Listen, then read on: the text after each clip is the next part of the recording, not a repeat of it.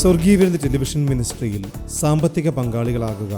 Heavenly feast mission months. കൂടുതൽ വിവരങ്ങൾക്ക് വിളിക്കുക 9447356682.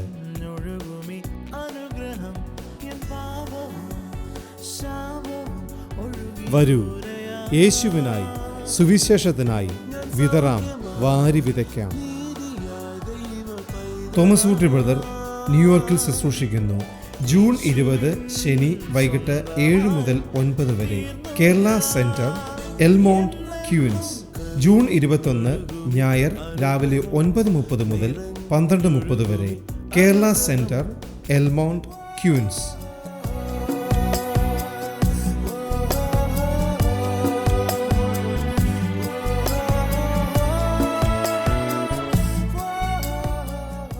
കവിഞ്ഞോടുന്ന അനുഗ്രഹത്തിലേക്ക് ഒരിക്കൽ കൂടെ സ്വാഗതം. നമ്മൾ കഴിഞ്ഞ എപ്പിസോഡിൽ കേട്ടുകൊണ്ടിരുന്ന സന്ദേശത്തിൻ്റെ തുടർച്ചയാണ് നമ്മൾ കേൾക്കാൻ പോകുന്നത്.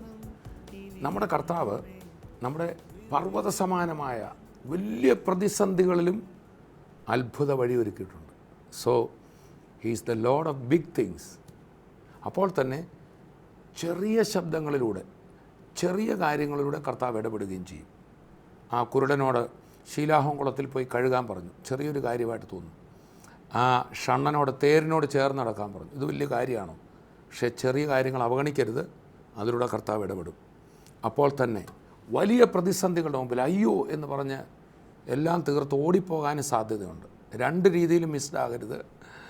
ആ വലിയ കാര്യങ്ങളിൽ അത്ഭുത വഴി കർത്താവ് ഒരുക്കും. അതാണ് നമ്മൾ കേട്ടുകൊണ്ടിരുന്ന സന്ദേശം. നിങ്ങളുടെ പരീക്ഷയിലൊരു വലിയ പ്രതിസന്ധി ഉണ്ടെങ്കിലും ഭാരപ്പെടരുത്, പരീക്ഷയോടുകൂടെ അവൻ പോക്കുവഴി ഒരുക്കും എന്ന് കൊരിന്ത് ലേഖനത്തിൽ നമ്മൾ വായിക്കുന്നു. സന്ദേശത്തിലേക്ക് കടക്കാം.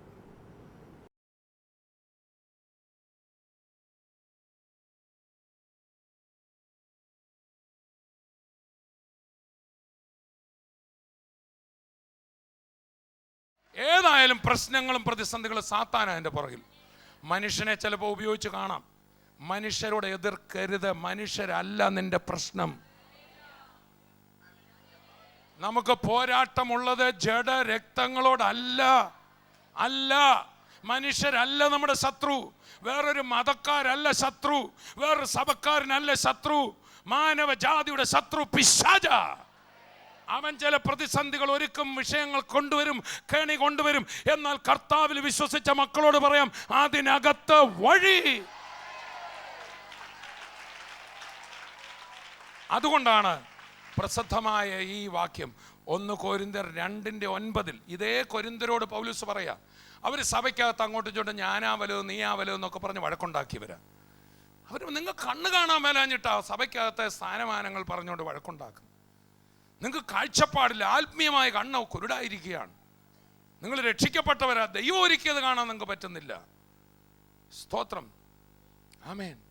ഇവിടെയുള്ള സഹോദരന്മാരെല്ലാം കൂടെ ഇന്ന ബ്രദറിൻ്റെ കസേര എനിക്ക് പിടിക്കേണ്ടെന്നേ, അതിലും വലുത് നിനക്കുണ്ടെന്നേ. അത് കാണാനുള്ള കണ്ണ് വേണം.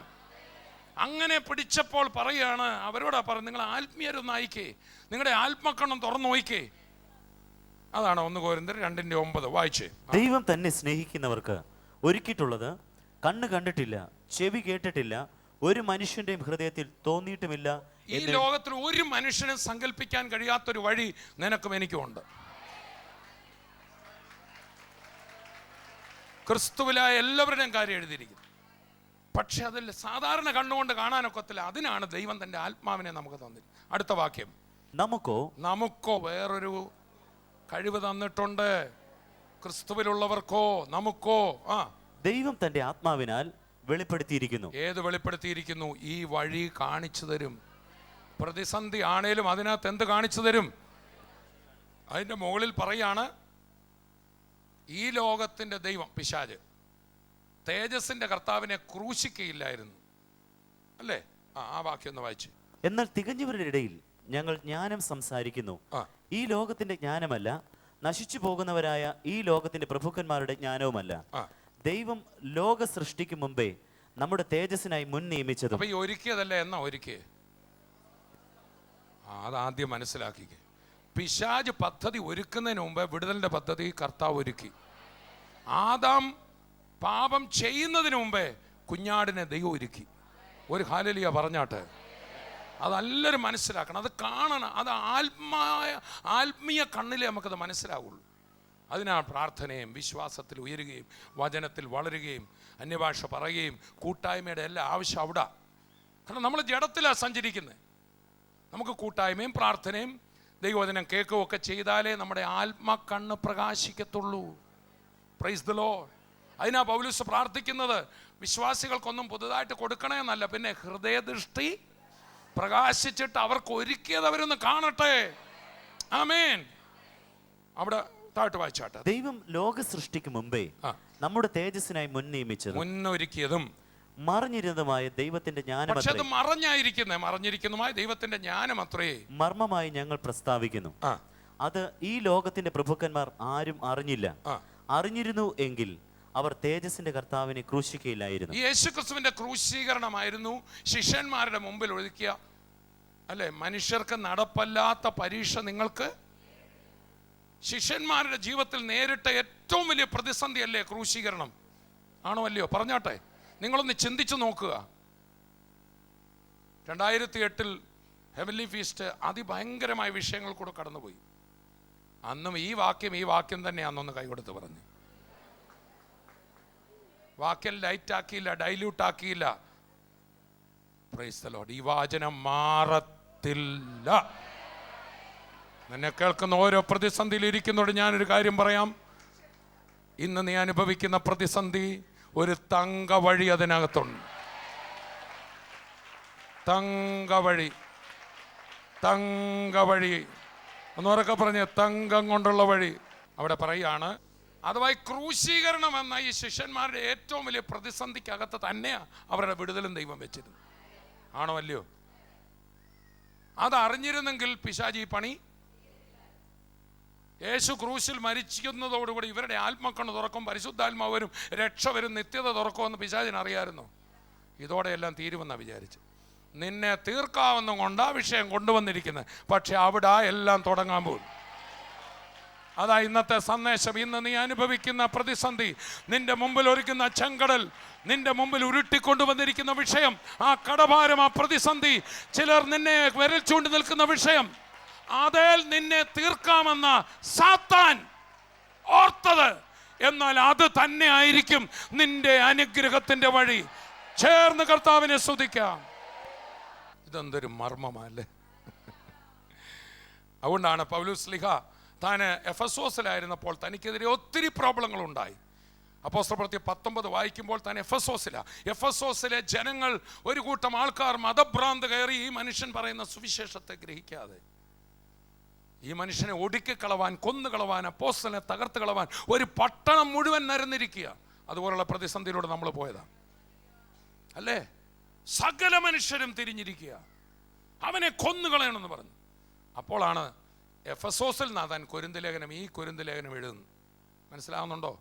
ഇതെഴുതുമ്പോൾ താൻ എവിടെയാ? പറഞ്ഞാട്ടെ. അത്ര സുഖത്തിലുള്ള സ്ഥലത്തൊന്നും അല്ല എഴുതിയത്.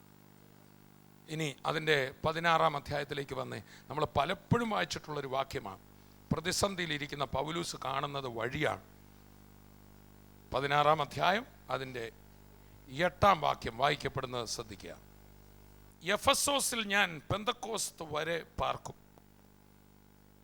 എനിക്ക് വലിയതും സഫലവുമായൊരു വാതിൽ തുറന്നിരിക്കുന്നു. എതിരാളികളും പലരുണ്ട്.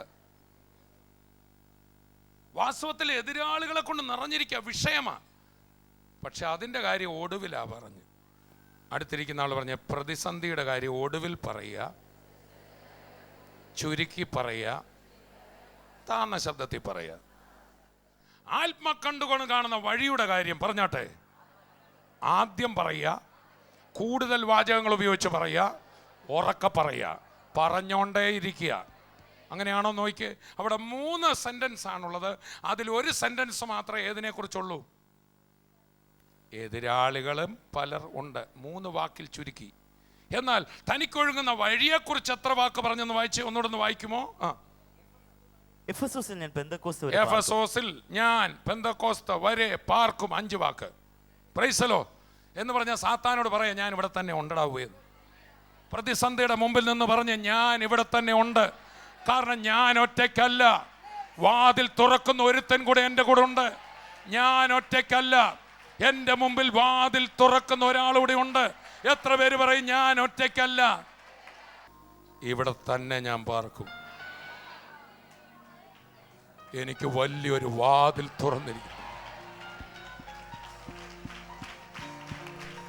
മനുഷ്യർക്ക് സഹിപ്പാൻ കഴിയാത്ത ഒരു പരീക്ഷയും എനിക്കും നിനക്കും നേരിട്ടിട്ടില്ല. പരീക്ഷയിൽ നീ തകരാൻ സമ്മതിക്കാതെ പരീക്ഷയോട് കൂടെ അവൻ പോക്കുവഴിയും ഒരുക്കിയിട്ടുണ്ട്. ഇന്ന് എന്നെ ഈ ഹാളിൽ ഇരുന്ന് കേൾക്കുന്നവരും TV-യിൽ കേൾക്കുന്നവരോട് ഞാൻ പറയട്ടെ, ഏത് പ്രതിസന്ധി ആയിക്കൊള്ളട്ടെ, യേശു കർത്താവിൽ വിശ്വസിക്കുന്ന നിനക്ക് ആ പ്രതിസന്ധിക്കകത്ത് തന്നെ വഴിയൊരുക്കിയിട്ടുണ്ട്. ആ ജപ്തി നടപടിയും നീ വിചാരിക്കും, ആ ഭവനത്തിലെ വിഷയമെന്ന് നീ വിചാരിക്കും, ആ കൊടുങ്കാറ്റെന്ന് നീ വിചാരിക്കും, എല്ലാം തീർന്നെന്ന് നീ വിചാരിക്കും. എല്ലാം തീർന്നിട്ടില്ല. ഒരു പുതിയ വഴി, ഒരു പുതിയ പാത, ഒരു പുതിയ പദ്ധതി, ഒരു പുതിയ വഴിത്താര, ചില പുതിയത് കർത്താവ് ആരംഭിക്കാൻ പോവുക. ചേർന്നൊരു ഹല്ലേലൂയ പറഞ്ഞാട്ടെ. അടുത്തിരിക്കുന്ന പറഞ്ഞാട്ടെ, ഗോഡ് ഓഫ് ബിഗ് തിങ്സ്. വലിയ കാര്യങ്ങളെയും നിനക്ക് വലുതെന്ന് തോന്നുന്ന കാര്യങ്ങളെയും പ്രതിസന്ധിയിലെ വലിപ്പങ്ങളെ നിനക്ക് വേണ്ടി വഴികളാക്കി മാറ്റുന്ന God of big things, Lord of big things, അതത്ര യേശു. കരമൊന്ന് അടിച്ചു കർത്താവിനെ സ്തുതിക്കാം. വലിയ പ്രതിസന്ധികളെ പുതിയ കണ്ണുകളോടെ കണ്ട് അതിൻ്റെ അകത്ത് വഴി കാണിക്കുന്ന അതേ യേശു. വലിയ കാര്യങ്ങളിൽ മാത്രം ഇടപെടുന്നവനല്ല, ചില കാര്യങ്ങളിൽ നമ്മൾ ചെറുതായിട്ട് ഇടപെടും. സ്തോത്രം. വേദഭാഗം എടുത്ത് വായിക്കുന്നില്ല. കർത്താവായ യേശു ക്രിസ്തു ചെറിയ കാര്യങ്ങൾ നിങ്ങളുടെ മനസ്സിൽ തോന്നിക്കും, അതും അങ്ങ് അനുസരിച്ചോണം. അത് അടുത്ത ഭാഗം ഒന്ന് പറഞ്ഞ്, ചെറിയ കാര്യങ്ങൾ അവഗണിക്കരുത്. ഓ ഞാനായിട്ട് അതൊക്കെ ഇപ്പം എന്നാ, നോ, അതിനകത്തും കർത്താവ് പ്രവർത്തിക്കും. ഒരു വാക്യം വായിക്കാം. അപ്പോസ്തല പ്രവൃത്തികൾ 8:29.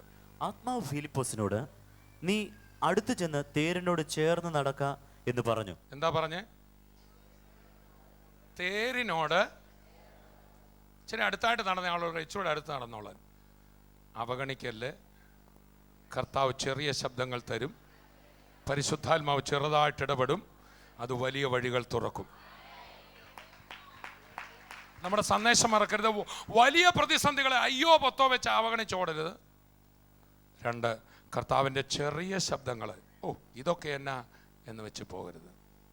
ഒരിക്കൽ കർത്താവായ യേശു ക്രിസ്തു രോഗികളെ സൗഖ്യമാക്കുമ്പോൾ കുരുടന്മാരെ പല രീതിയിൽ സൗഖ്യമാക്കിയിട്ടുണ്ട്. ഒരു കുരുടൻ്റെ മേൽ കൈവച്ചു യേശു പറഞ്ഞു കാഴ്ച പ്രാപിക്കാം. പുള്ളിക്കാരൻ്റെ കണ്ണ് തുറന്നു. കാണുന്നുണ്ടോ? കാണാം, കാഴ്ച കിട്ടി. എന്നിട്ട് എന്തുവാ കാണുന്നേ? മനുഷ്യരൊക്കെ നടക്കുന്നുണ്ട്, പക്ഷെ അവർ മരങ്ങൾ പോലെ ഇരിക്കുന്നു. ഈ പുള്ളി മരവും കണ്ടിട്ടില്ല, പക്ഷെ എങ്ങനെയാണെന്ന് എനിക്കറിയില്ല. കർത്താവ് വിട്ടില്ല. കർത്താവ് അവൻ്റെ മേലെ ഒന്നുകൂടെ കൈവച്ചിട്ട് തുറക്ക എന്ന് പറഞ്ഞു. അപ്പം യേശു ശുശ്രൂഷിച്ചെടുത്ത് പോലും ഘട്ടം ഘട്ടമായും സൗഖ്യമായിട്ടുണ്ട്. മൊത്തത്തിലാണേലും എടുക്കുമെന്നൊന്നും വാശി പിടിക്കാമെന്ന് കൈയെടുത്ത് പറഞ്ഞേ. അപ്പം ഈ വ്യക്തിയെ രണ്ടാമത് പ്രാർത്ഥിച്ചു, കണ്ണുമിഴിച്ചെല്ലാം സ്പഷ്ടമായി കണ്ടു. പക്ഷെ ഇവിടുത്തെ വേറൊരു കുരുടനെ കിട്ടിയപ്പോൾ കർത്താവ് എന്ത് ചെയ്യുമെന്നറിയാമോ? ചേറ് പെരട്ടി എന്തോ എടുത്തു? മണ്ണെടുത്തു, പിന്നെ അതിൽ തുപ്പി. കൈ കൊടുത്ത് പറഞ്ഞ് നിങ്ങളുടെ പാരമ്പര്യം അനുസരിച്ച് എല്ലാം നടക്കുമെന്ന് വിചാരിക്കരുത് ഒന്ന് പറഞ്ഞ്. മണ്ണൊക്കെ ഒന്ന് കുഴച്ചെന്ത് ചെയ്തു? എന്നാലേലും സൗഖ്യമുണ്ട്. അന്നേരം സൗഖ്യമായില്ല. നീ പോയി ശീലോഹം കുളത്തിൽ ചെന്ന് കഴുകുക. നോക്കിയ കർത്താവ് വളരെ ചെറിയൊരു കാര്യമാണ് പറഞ്ഞു. വലിയ കാര്യം വല്ലതും ഉണ്ടോ? ശീലോഹം കുളത്തിൽ ചെന്ന് കഴുകുക. കഴുകി അന്നേരം എന്ത് ചെയ്തു? അപ്പം അവിടെ എല്ലാം നമ്മൾ നോക്കുന്നത് ഇതാണോ ഇത്ര വലിയ കാര്യം? പഴയ നിയമകാലത്ത് ഇതുപോലൊരു സൗഖ്യം പ്രവാചകനിലൂടെ നടക്കുന്നുണ്ട് അല്ലേ? നയമാൻ കുഷ്ഠരോഗിയാണ്. പ്രവാചകൻ ഈശാ പ്രവാചകൻ്റെ അടുത്ത് ചെന്നാൽ വിടുതൽ കിട്ടുമെന്ന് പറഞ്ഞ് ഇസ്രായേൽ പെൺകുട്ടി പറഞ്ഞ വാക്ക് കേട്ട് പോവുകയാണ്. അവിടെ ചെന്നപ്പോൾ ഇങ്ങേരെ ഒന്ന് കാണാൻ പോലും സമയം കൊടുത്തില്ല. എപ്പോഴും ഓർത്തോണേ, ഈ ദൈവദാസൻ മൈൻഡ് ചെയ്തില്ല. ഹലോ, അതോടെ പിണങ്ങിപ്പോവും. പോകരുത് എന്ന് പറഞ്ഞേ. നീ കർത്താവിനെ തിരക്കിയാ വന്നത്.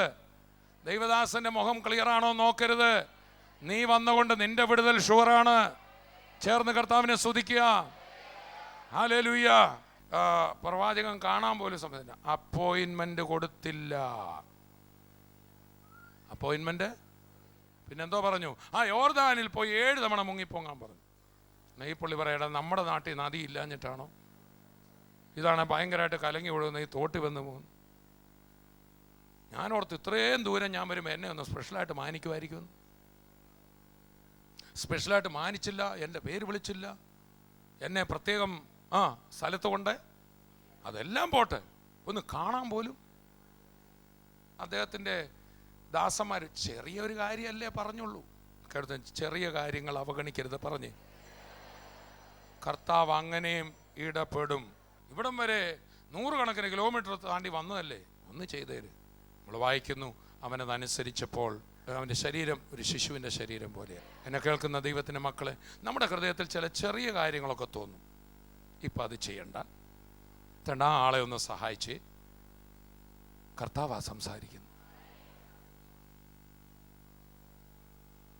കർത്താവിൻ്റെ ചെറിയ ശബ്ദം പോലും ഒന്ന് ഏറ്റെടുത്തേ. അതിന് കർത്താവിൻ്റെ കരം നമുക്ക് കാണാം. ഫിലിപ്പോസ് എന്ന് പറയുന്ന ആളാണ് നമ്മൾ വായിച്ചത്. ശമരിയയിൽ വലിയ ഉണർവ് താൻ മുഖേന ഉണ്ടായി. ദേശം ഇന്നുവരെ കണ്ടിട്ടില്ലാത്ത അത്ഭുതങ്ങളും അടയാളങ്ങളും ഫിലിപ്പോസിൻ്റെ കൈയാൽ നടന്നു. അതാണ് അപ്പോസ്തല പ്രവൃത്തി 8. ഇന്ന് വരെ ഒരു അപ്പോസ്തോലൻ്റെ പോലും ഒരു പക്ഷേ കൈയാൽ നടക്കാത്ത പോലെ മിറക്കിൾസ് ആരുടെ കൈയാൽ നടന്നു? സ്തോത്രം. പക്ഷേ അപ്പോൾ ആൾക്കാരെല്ലാം തന്നെ പുകഴ്ത്തി കാണും. ആ പുകഴ്ത്തലുകളുടെ മധ്യത്തിൽ ഈ മന്ദസ്വരം കേൾക്കാതെ പോകരുതേ. ആൾക്കാർ ഫിലിപ്പോസിന്റെ ചുറ്റും കൂടുന്നു. ബ്രദറിന്റെ പ്രസംഗം എത്ര ഭയങ്കരമാ. ബ്രദർ അങ്ങോട്ട് കൈവച്ചപ്പോ ഉണ്ടല്ലോ. ദയവായിട്ട് ഞങ്ങളെ ഇങ്ങനെ പറഞ്ഞ പോക്കല്ലേ, പരസ്പരം പൊക്കല്ലേ. ഒന്ന് കൈ കൊടുത്ത് പറഞ്ഞ പരസ്പരം പൊക്കല്ലേ. ഇനി പൊക്കിയാലും മറക്കരുത്, ഇതിനകത്തൊരു ശബ്ദമുണ്ട്. ചിലർ ഈ ശബ്ദങ്ങളിൽ മയങ്ങിപ്പോവും. എന്നാൽ അതിനകത്ത് കർത്താവിന് നമ്മളോട് സംസാരിക്കാനും. അപ്പൊ ഫിലിപ്പോസിനെ എല്ലാവരും എന്ത് ചെയ്യാണ്? പുകഴ്ത്തുന്നൊരു സ്ഥിതി വന്നു. നാട്ടിൽ വലിയ പേരുള്ള ആളായി, ഭയങ്കര വ്യക്തിയായി. അപ്പോൾ ദൈവത്തിൻ്റെ ആത്മാവ് ഫിലിപ്പോസിനോട് പറഞ്ഞു, നീ എഴുന്നേൽക്കുക. പറഞ്ഞ ചെറിയ കാര്യങ്ങളൊക്കെ പറയാറുണ്ട്, എഴുന്നേക്കാനും പറയുമെന്ന് പറഞ്ഞ് പറ. നീ ഗസയ്ക്കുള്ള നിർജ്ജന പ്രദേശത്തേക്ക് പോക. അത് ഇച്ചിരി വലിയ കാര്യം, അതും കേൾക്കണം. അന്നേരം പോകുന്നു. ആര് പോകുന്നു?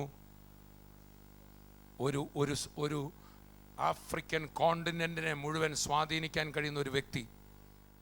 യഹൂദന്മാരുടെ ഉത്സവത്തിന് പോയിട്ട് അവിടുന്ന് വാങ്ങിയതാകാം യെശയ്യാ പ്രവാചകന്റെ ഒരു ചുരുളിരുന്ന് വായിക്കുക. പുള്ളിക്കൊന്നും പിടികിട്ടുന്നില്ല. സ്തോത്രം. ചെറിയ കാര്യങ്ങളുടെ വലിയ ചിലത് നിന്റെ മുമ്പിൽ കർത്താവ് ഒരുക്കും. വലിയ പ്രതിസന്ധികളെ കണ്ട് പതറരുത്. അതിൻ്റെ അപ്പുറത്ത് അതിലും വലിയ വഴിയും കർത്താവ് ഒരുക്കും. ചേർന്നൊന്ന് കർത്താവിനെ മഹത്വപ്പെടുത്തും. ഇന്ന് ഈ സന്ദേശത്തിൻ്റെ ഈ 2ാം ഭാഗം ഇതാ കർത്താവ് നമ്മളോട് പറയുന്നത്. എൻ്റെ ചെറിയ ശബ്ദത്തിനും നീ ചെവി ചായ്ക്കണം. നീ വേഗം തേരിനോട് ചേർന്ന് നടക്കുക. അന്നേരം അനുസരിക്കുക. ചോദ്യചിഹ്നങ്ങളില്ല. ചേർന്ന് നടന്നു. ഈ മനുഷ്യൻ എങ്ങനെയുള്ളവനാണെന്ന് അറിയത്തില്ല. അദ്ദേഹത്തിൻ്റെ കൂടെ പരിചാരകർ കാണും. ഒരു രാജ്യത്തിൻ്റെ മിനിസ്റ്റർ പോവാം. ഇപ്പം തന്നെ മിനിസ്റ്റേഴ്സൊക്കെ പോകുമ്പം അല്ലേ, അതിന് പൈലറ്റുണ്ട്, എസ്കോട്ടുണ്ട്, വലിയ സന്നാഹത്തിലാണ് പോകുന്നത്. അങ്ങനെ സന്നാഹങ്ങളോടെ പോകുന്ന ഒരു ഇതിനകത്ത് ചേർന്ന് നടക്കാൻ അദ്ദേഹത്തിന് എങ്ങനെ ധൈര്യം വന്നെന്ന് എനിക്കറിയില്ല. പരിശുദ്ധാത്മാവ് പറഞ്ഞു ചേർന്ന് നടക്കാൻ. ആ സന്നാഹത്തിൻ്റെ ഇടയിൽ വഴി ചേർന്ന് നടക്കുമ്പോൾ അദ്ദേഹം പുസ്തകം വായിക്കുക. ഉടനെ ചോദിച്ചു, നീ വായിക്കുന്നോ മനസ്സിലാകുന്നുണ്ടോ? ഇല്ലല്ലോ, മനസ്സിലാകുന്നില്ല. ഒരാൾ പൊരുൾ തിരിച്ചു തന്നില്ലെങ്കിൽ എങ്ങനെ പിടികിട്ടും? എന്നാൽ എൻ്റെ കൂടെ ഒന്ന് കയറിയിരുന്ന് മനസ്സിലാക്കി തരാമോ? ആ വേദഭാഗം യെശയ്യാ പ്രവചനത്തിൽ ക്രിസ്തുവിനെ കുറിച്ചുള്ള പ്രവചനമായിരുന്നു. കൊല്ലുവാൻ കൊണ്ടുപോകുന്ന ആടിനെ പോലെ അവനെ കൊണ്ടുപോയി എന്നുള്ള ഭാഗം യെശയ്യാ 51. ആ ഭാഗം ആണ് വായിച്ചത്. എനിക്കൊന്നും പിടികിട്ടുന്നില്ല. ഇത് പ്രവാചകൻ ആരെക്കുറിച്ചാണ് പറയുന്നത്? സ്വന്തം കാര്യമാണോ? ആരെയായി ആടിനെ പോലെ കൊണ്ടുപോയത്? നമ്മൾ വായിക്കുന്ന ഈ തിരുവെഴുത്ത് ആധാരമാക്കി ഫിലിപ്പോസ് ഷണ്ണനോട് യേശു ക്രിസ്തുവിനെ കുറിച്ചുള്ള സുവിശേഷം പറഞ്ഞു. ചിലർക്ക് നേരെ മൈക്ക് മതി, ചിലർക്ക് നേരെ സ്റ്റേജ് മതി. എന്നാൽ കർത്താവിൻ്റെ മന്ദസ്വരം കേട്ടാൽ, ആ മന്ദസ്വരത്തിന് ചെവി ചായ്ച്ച് നടക്കാൻ തയ്യാറാണെങ്കിൽ രാജ്യങ്ങൾ നിന്റെ മുമ്പിൽ തുറക്കും.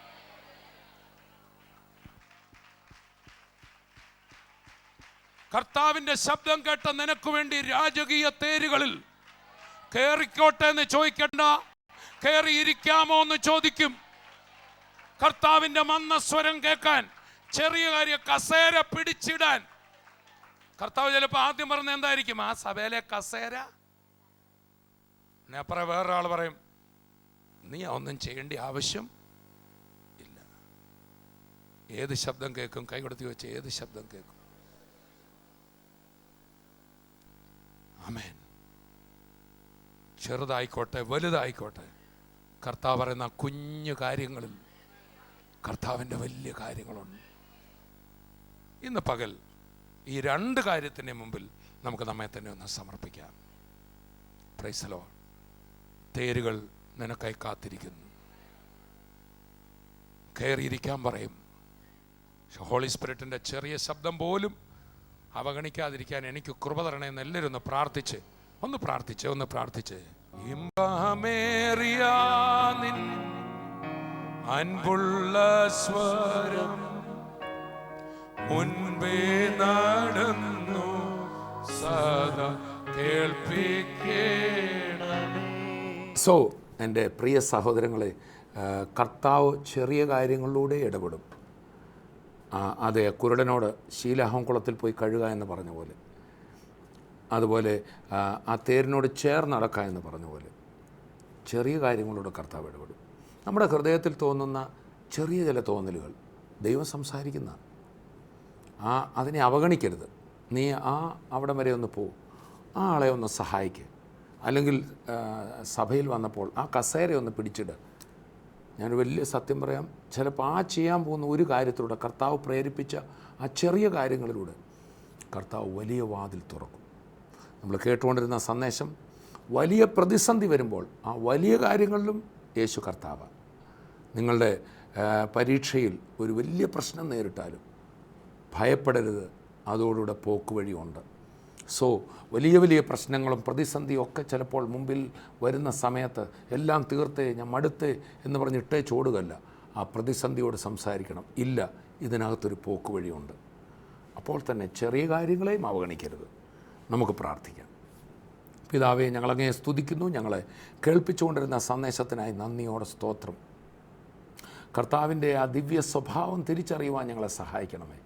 പ്രതിസന്ധികൾ വരുമ്പോൾ ഞങ്ങൾ നിരാശപ്പെട്ട് ഭാരപ്പെട്ട് മനുഷ്യരോട് പിറുപിറുത്ത് എല്ലാം മതിയാക്കി എന്ന് പറഞ്ഞ് ഓടുന്നവരായിട്ടല്ല, ആ പ്രതിസന്ധിയോട് യേശുവിൻ്റെ നാമത്തിൽ സംസാരിക്കാൻ, സെരുബ്ബാബേലിൻ്റെ മുമ്പിൽ നിൽക്കുന്ന പർവ്വതമേ നീ സമഭൂമിയാകും എന്ന് പറയുവാൻ അങ്ങ് ഞങ്ങളെ പരിശുദ്ധാത്മാവിൽ ശക്തീകരിക്കണം. ഈ കേട്ടുകൊണ്ടിരിക്കുന്ന ഓരോ മക്കൾക്ക് വേണ്ടി പ്രാർത്ഥിക്കുമ്പോൾ പ്രതിസന്ധികളിലുള്ളവരെ കർത്താവ് കാണുന്നല്ലോ. ഇന്ന് ആ പ്രതിസന്ധി അവരുടെ ഉള്ളിലുണ്ടാക്കിയിരിക്കുന്ന ഭയം, നിരാശ യേശുവിൻ്റെ നാമത്തിൽ വിട്ടുമാറട്ടെ. അതെ, ഇത് കേട്ടുകൊണ്ടിരിക്കുമ്പോൾ തന്നെ നിങ്ങളുടെ പ്രതിസന്ധിയാകുന്ന പർവ്വതത്തെ നോക്കിയൊന്ന് പറഞ്ഞേ, ഹേ മഹാപർവ്വതമേ നീ സമഭൂമിയാകും യേശുവിൻ്റെ നാമത്തിൽ. എത്ര വലിയ പ്രതിസന്ധിയാകട്ടെ, യേശു ക്രിസ്തുവിൻ്റെ നാമത്തിൽ വിടുതലാകട്ടെ. അപ്പോൾ തന്നെ രോഗികൾ, കർത്താവെ അങ്ങ് അവരെ കാണുന്നല്ലോ, അങ്ങയുടെ മനസ്സലിവ് അവരുടെ മേലുണ്ടല്ലോ. ആ രോഗികൾ നിങ്ങളുടെ രോഗമുള്ള ഭാഗത്ത് കരം വെച്ച് ആ പ്രതിസന്ധിയും യേശുവിൻ്റെ നാമത്തിൽ മാറുമെന്നൊന്ന് പറഞ്ഞ് യേശുവിൻ്റെ നാമത്തിലെ ക്യാൻസറുകൾ വിട്ടുമാറട്ടെ. യേശു ക്രിസ്തുവിൻ്റെ നാമത്തിൽ ആ വേദനകൾ, അസ്വസ്ഥതകൾ യേശുവിൻ്റെ നാമത്തിൽ ഓരോ വ്യക്തികളെയും വിട്ടുമാറട്ടെ. ചെവിയുടെ കേൾവി പ്രശ്നങ്ങൾ, കർത്താവെ കണ്ണിൻ്റെ കാഴ്ച പ്രശ്നങ്ങൾ, അതുപോലെ മറ്റ് പല രോഗങ്ങളാൽ വലയുന്നവർ, യേശുവെ കർത്താവിൻ്റെ കരം തൊട്ട് വിടുവിച്ചതിനായി സ്തോത്രം. അനുഗ്രഹിക്കുകയാണ് കർത്താവ്, യേശുവിൻ നാമത്തിൽ തന്നെ. ആമേൻ, ആമേൻ. കർത്താവ് നമ്മെ അനുഗ്രഹിക്കട്ടെ. ഏത് വലിയ പ്രതിസന്ധിയിലും അയ്യോ പൊത്തൊന്ന് വെക്കാതെ ഈ സമഭൂമിയാകും എന്ന് പറയുക മാത്രമല്ല, കർത്താവ് വളരെ മന്ദമായിട്ട് ഇടപെടും. കർത്താവ് എന്തിൻ്റെ മൃദുസ്വരം കേൾപ്പിക്കണമെന്ന് നമ്മൾ പാട്ടിൽ പാടി. എന്നാൽ നീൻ്റെ മൃദുസ്വരം കേൾക്കാൻ എനിക്ക് കൃപ തരണമേ. കർത്താവ് ഇനി സംസാരിക്കേണ്ട ആവശ്യമൊന്നും വാസ്തവത്തിലില്ല. കർത്താവ് എപ്പോഴും സംസാരിച്ചുകൊണ്ടായിരിക്കുന്നത്. അത് കേൾക്കുന്ന ഇടിമുഴക്കത്തിൽ മാത്രമല്ല കർത്താവ് സംസാരിക്കുന്നത്. കർത്താവ് ആ പ്രതിസന്ധിയിൽ സംസാരിക്കുന്നുണ്ട്, കൂടെയുണ്ട്. സോ ആ കർത്താവിനോട് ചേർന്ന് ജയകരമായൊരു ജീവിതം നയിക്കാൻ കർത്താവ് ഇടയാക്കട്ടെ. അപ്പോൾ തന്നെ കർത്താവിനെ ജീവിതത്തിലേക്ക് ഇതുവരെ കർത്താവുമായി ഒരു വ്യക്തിപരമായ ബന്ധത്തിലേക്ക് വന്നിട്ടില്ലെങ്കിൽ ക്ഷണിക്കണം. യേശുവേ, എൻ്റെ ഹൃദയത്തിൽ വരണമേ, കർത്താവിനോടൊപ്പം എനിക്ക് ജയകരമായൊരു ജീവിതവും നിത്യജീവനും തരണമേ. നിങ്ങളുടെ ചെറിയ പ്രാർത്ഥന അത് യേശു കേട്ടു. കർത്താവ് നിങ്ങളുടെ ഉള്ളങ്ങളിൽ വന്നിട്ടുണ്ട്. യേശുവിനോടൊപ്പം അനുഗ്രഹിക്കപ്പെട്ട ഒരു ജീവിതവും നിത്യജീവനും സ്വന്തമാക്കുക. അടുത്ത എപ്പിസോഡിൽ നമുക്ക് വീണ്ടും കാണാം. I bless you in Jesus name. ആമേൻ. സ്വർഗീയ വിരുന്ന് ടെലിവിഷൻ മിനിസ്ട്രിയിൽ സാമ്പത്തിക പങ്കാളികളാകുക. Heavenly feast mission months. കൂടുതൽ വിവരങ്ങൾക്ക് വിളിക്കുക 9447356682.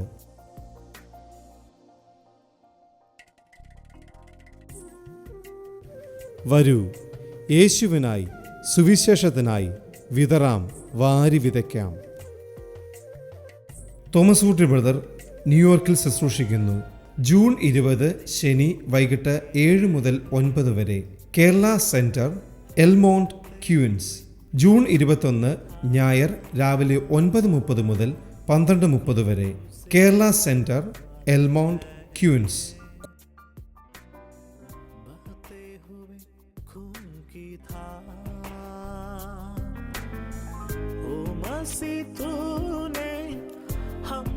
सिखाए प्रेम की परिभाषा को